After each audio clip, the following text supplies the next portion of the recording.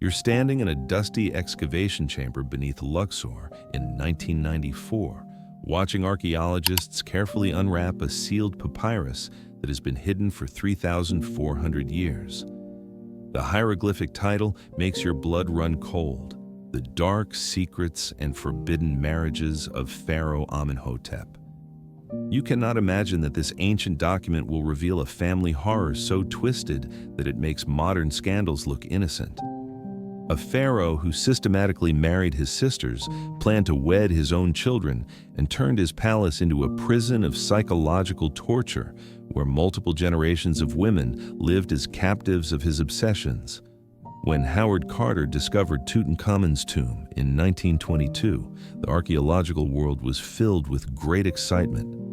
But what was found in the Luxor excavations in 1994 was far more shocking than Carter's discovery. Dr. Zahi Hawas's team found a sealed papyrus scroll in a secret burial chamber. This papyrus bore a hieroglyphic title that read, "The Dark Secrets and Forbidden Marriages of Pharaoh Amenhotep." This document had been hidden for 3,400 years. But who had written this papyrus and why had it been concealed for so long? When you learn the truth, you'll see the real face of ancient Egypt's most powerful pharaoh. The person who wrote the papyrus was Amenhotep, the high priest of the period. He was Pharaoh Amenhotep II's closest advisor and had witnessed everything that happened in the palace. The first lines of the papyrus read, "May the gods forgive me, but I must write these lines, because what the pharaoh has done with his own family goes against the laws of Maat." Amenhotep was a real historical figure who served as high priest of Karnak Temple during Amenhotep II's reign. His secret records were the only reliable witness to this twisted story. Before diving into these shocking ancient truths and Egypt's darkest secrets, if you enjoy learning about history's hidden faces, consider hitting the like button and subscribing. Born in 1450, before the Common Era, Amenhotep II was a prince of the 18th dynasty, Egypt's most powerful royal family. His father, Thutmose III, was a legendary pharaoh who had expanded Egypt to its greatest extent. Amenhotep grew up with absolute power from childhood. According to Amenhotep's records, young Prince Amenhotep was different from childhood. Instead of playing like other children, he enjoyed watching slaves being punished. These early behaviors gave clues about his future personality. In 1427, before the Common Era, when he was only 23 years old, he ascended to the throne. After his father Thutmose III's sudden death, he became Egypt's sole ruler. In his first years, he conducted successful military campaigns and expanded Egypt's borders. But Amenhotep's true depravity would manifest in his family relationships. In ancient Egypt, it was common for pharaohs to marry their sisters, but Amenhotep took this tradition to a much darker dimension. Amenhotep's records state, the pharaoh not only continued the tradition, but turned it into an obsession. Amenhotep's first wife was his sister Merketre. This marriage took place in 1425 before the Common Era, when Amenhotep was 25 years old. But Merketre was only the beginning, and what Amenhotep would do next would be unprecedented in ancient Egyptian history. Merketre was 3 years younger than Amenhotep and was a very beautiful princess. According to Amenhotep's description, Princess Merketre was as beautiful as the Nile River and as graceful as a lotus flower. But this beauty could not protect her from her brother's obsession. At the wedding ceremony, Amenhotep displayed unusual behavior. Normal royal ceremonies would last all day, but Amenhotep quickly finished the ceremony and took Merketre to the palace depths. The details of that night recorded by Amenhotep are horrifying. The pharaoh organized a special ceremony to celebrate his union with Merketre. Merketre was very frightened and crying. The pharaoh told her, "You are now only my queen, not my sister." This was only the beginning. Amenhotep treated Merketre differently from other queens. He had a special palace built for her and kept her under constant surveillance. Amenhotep writes, "The pharaoh never left Merketre alone. He assigned special guards to her. Merketre couldn't leave her palace. She couldn't even walk alone in the garden. But Amenhotep's relationship with Merketre would not be limited to marriage alone. In 1424, before the Common Era, Merketre gave birth to a daughter. Amenhotep recorded this event as follows: "The princess gave birth to a girl. The pharaoh was very happy and said, 'Perfect, now I will have a new queen.'" These words were horrifying. Amenhotep, as soon as the baby was born, was already planning to marry her in the future. And he began waiting impatiently to carry out this plan. After growing tired of Merketre, Amenhotep turned to his other sister, Sitamun. Sitamun was 5 years younger than Amenhotep and looked much younger. The marriage with Sitamun was much more disturbing than Merketre's. According to Amenhotep's records, Sitamun was not willing to marry at all. She was constantly crying and saying, "I don't want to be like Merketre," but the pharaoh wouldn't listen. The second wedding ceremony that took place in 1422 before the Common Era was conducted on a much larger scale. Amenhotep wanted to announce this marriage to all of Egypt.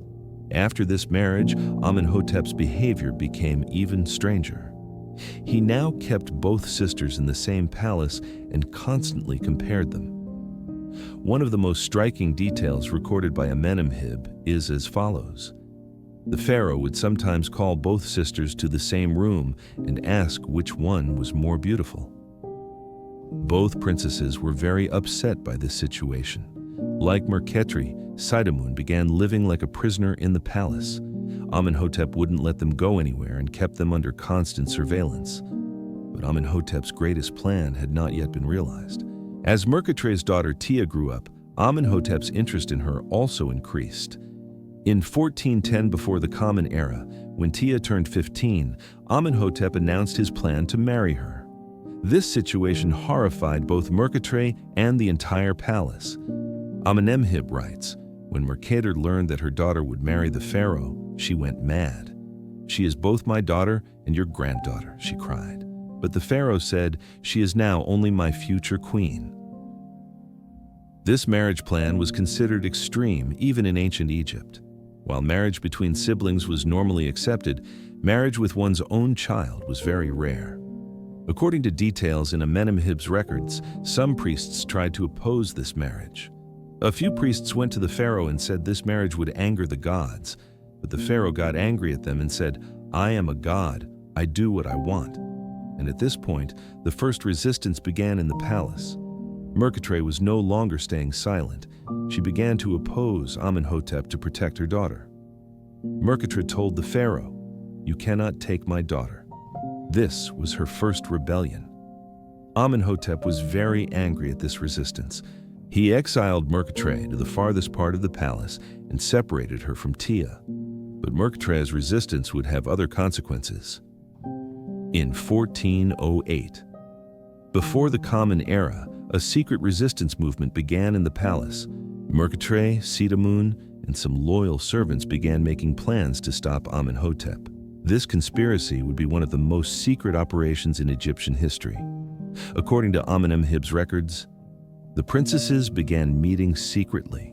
Their plan was to smuggle Tia out of Egypt, but this was very dangerous because it meant treason against the pharaoh. The conspirators planned to smuggle Tia to Nubia. There she would be safe and Amenhotep couldn't reach her. But before the plan could begin, a servant informed Amenhotep. When the pharaoh learned of the plan, he became very angry. He immediately had all the conspirators arrested, and Amenhotep's revenge would be terrible. Amenhotep organized a special ceremony to punish the conspirators. The servants accused of treason were buried alive after being mummified. Merketre and Sitamun received a different punishment. He locked them in the palace's darkest dungeons. The last horrifying detail in Amenhotep's records, the pharaoh said, "Now no one can stand before my will." He accelerated his marriage plans with Tia. After the conspiracy was uncovered, Amenhotep no longer trusted anyone. In 1407, before the Common Era, he accelerated the wedding ceremony with Tia. and this time allowed no one to object. This third marriage would be one of the darkest ceremonies in Egyptian history. Amenhotep describes this ceremony in his records. Tia was forcibly brought to the ceremony. She was very frightened and constantly crying. The pharaoh told her, "You are now my new queen," but Tia replied, "I am your granddaughter." These words made Amenhotep very angry. He quickly finished the ceremony and took Tia to his private palace. Now, 3 generations of women were living in the same palace: Merketre, mother; Sitamun, aunt; and Tia, daughter. The tension created by this situation affected everyone in the palace. Servants were too afraid to speak, guards made mistakes from nervousness. The most heartbreaking aspect was the pain Merketre suffered. Merketre had now lost both her daughter and her queenship title. Tia had become the new chief queen, and Merketre had been overshadowed. Amenhotep writes, Merketre spent her days crying. She blamed herself for not being able to save her daughter. The pharaoh punished her by not allowing her to meet with Tia. This psychological torture increasingly wore down Merketre.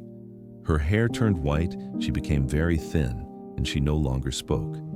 But Amenhotep's depravity was not limited to marriage alone. Amenhotep had now established a family hierarchy in his palace. Tia was the chief queen, Sitamun the second queen, and Merketre was in third position.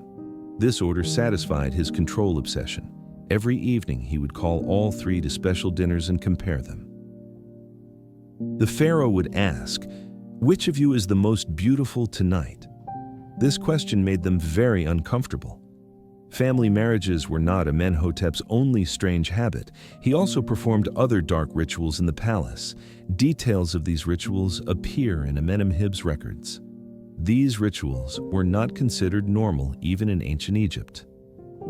The pharaoh performed special ceremonies every full moon. In these ceremonies, he would dress his queens in special costumes and perform strange dances with them, says Amenhotep.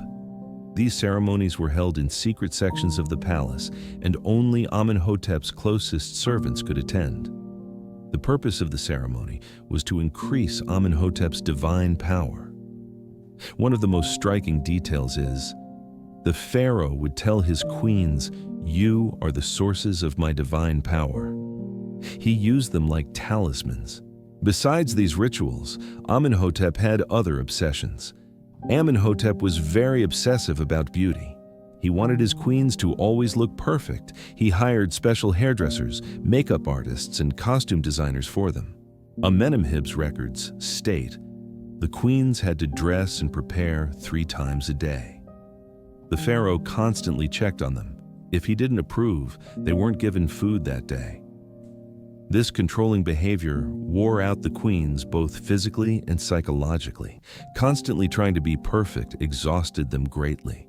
But Amenhotep's greatest obsession was raising the perfect heir. Amenhotep tried to have children with all 3 of his queens. His goal was to achieve perfect royal blood. He had prepared a systematic program for this plan. This program was the most twisted social engineering experiment of the ancient world.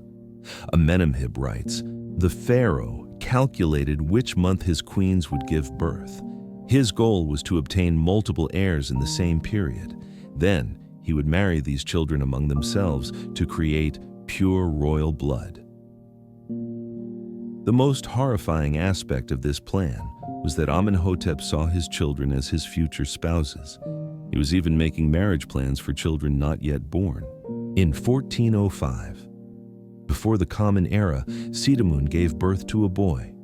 Amenhotep named this child Thutmose and declared him the future pharaoh. But Amenhotep had much darker plans for this child. The pharaoh said, when Thutmose grows up, he will marry Tia. This way he would be married to someone who was both his sister and stepmother, relates Amenhotep. These plans horrified the queens. When they realized their children would face the same fate, they began to rebel. Tia could no longer remain silent. She opposed Amenhotep, saying, "You cannot drag our children into this darkness." This rebellion infuriated Amenhotep. Amenhotep kept Tia in the dungeon for a week to punish her. The pharaoh told her, "You are my property. I do what I want." After this incident, secret meetings began among the queens. Now they had to take action to protect their children.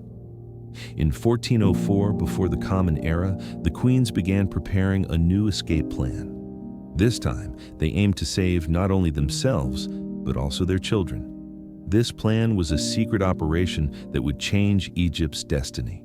Led by Merketre, the three queens united their forces. Their plan was to make a secret agreement with the Nubian king. The Nubian king would give them asylum rights. Details of this plan appear in Amenhotep's records. The queens sent a secret envoy to Nubia. Nubian King Kashta agreed to help them. But this was a very risky game. The plan was as follows. When Amenhotep went on a military campaign, the queens would escape south along the Nile River with their children. Kashta's men would be waiting for them at the Nubian border, but everyone involved in this plan was risking their lives. Loyal servants were also part of the escape plan, especially Merketre's nanny Kia played a very important role. Kia had been watching Amenhotep's tyranny for years. Kia said, "We must protect these children now." She prepared the boats and food needed for the escape, writes Amenhotep. The plan was thought out in every detail. The children would wear merchant clothes, while the queens would look like slave women. This way, they could travel without attracting attention. And finally, in 1403, before the Common Era, the time for escape came. When Amenhotep departed for the Syrian campaign, the queens put their plans into action. At midnight, they left the palace and headed toward the Nile River. This escape attempt would be one of the most dramatic moments in Egyptian history. Amenhotep describes that night. The queens took their children and quietly left the palace. There was no moon. The weather was very dark. This was an advantage for them. The first hours were successful. They sailed south on the Nile in boats. For 3 days, no one noticed them. But on the fourth day, they encountered disaster. Amenhotep had returned early from the campaign and discovered the escape. Amenhotep's anger was terrible. When the pharaoh returned to the palace and saw that the queens were gone, he went mad. He issued orders saying, "Find them." He sent the entire army to search. Amenhotep's guards began searching along the Nile. The queens were caught near Aswan. If they had traveled just a few more hours, they would have reached the Nubian border. The moment of capture was horrifying. The guards chained the queens. The children were crying. Merketre begged, "Leave the children alone." And Amenhotep's revenge would be unprecedented. When the queens were brought back to Thebes, Amenhotep was waiting for them. According to Amenhotep's records, the pharaoh's face was red with anger. This revenge would form one of the darkest pages in ancient history. The pharaoh told the queens, "You have betrayed me. There is no forgiveness now." He had them thrown into the palace's darkest dungeons, writes Amenhotep. But the real punishment came later. Amenhotep punished everyone who helped with the escape in a special ceremony. This ceremony was held at Karnak Temple. The most heartbreaking was the punishment of the loyal servants. Nanny Kia and other helpers were buried alive after being mummified, but Amenhotep's real target was the queens. Amenhotep had prepared a special punishment for the queens. He put them in separate dungeons and forbade them from seeing each other. Merketre received the harshest punishment because she was the leader of the plan. The pharaoh completely isolated her. She could no longer speak to anyone. Sitamun and Tia received a different punishment. Amenhotep stripped them of their queenship titles and reduced them to slave status. The most terrible was the children's situation. Amenhotep separated the children from their mothers and placed them under the control of special guards. Now, the children could only see their mothers with Amenhotep's permission. This situation was the peak of Amenhotep's control obsession, the last horrifying detail in Amenhotep's records. The pharaoh began raising the children in his own palace. He told them, "I will be your mother." This psychological manipulation greatly affected the children. Especially little Thutmose was afraid of his father and constantly cried. Amenhotep established a special system to control the children. He determined when they would eat, when they would sleep, everything himself. And Amenhotep's final plan was the most twisted. When Amenhotep died in 1401, before the Common Era, there was a shocking decision in his will. He commanded that his children marry among themselves. In his will, it was written, Thutmose will marry Tia's daughter. This way, the twisted family structure would continue, says Amenhotep. Fortunately, these plans were not realized after Amenhotep's death. The new pharaoh Thutmose IV canceled this will and freed the queens. But the damage Amenhotep II inflicted on the royal dynasty would echo through generations. His systematic destruction of family bonds created lasting trauma that affected subsequent rulers. The twisted precedents he set weakened the 18th dynasty's legitimacy and contributed to the eventual religious revolution under Akhenaten, who desperately sought to break free from traditional royal customs. The psychological scars left by Amenhotep's reign influenced Egyptian royal protocols for centuries. Future pharaohs became increasingly paranoid about family loyalty, leading to a culture of suspicion that undermined the very foundations of divine kingship. The damage to Egypt's international reputation was equally severe, as foreign courts learned of these dark practices through diplomatic channels, diminishing Egypt's moral authority in the ancient world. Amenhotep's courage in recording these truths preserved this dark chapter for posterity. His hidden papyrus serves as an eternal warning about the corruption of absolute power and the devastating consequences when sacred traditions become tools of personal obsession. The discovery of his records reminds us that even in the shadows of history's darkest moments, there were those brave enough to bear witness to the truth.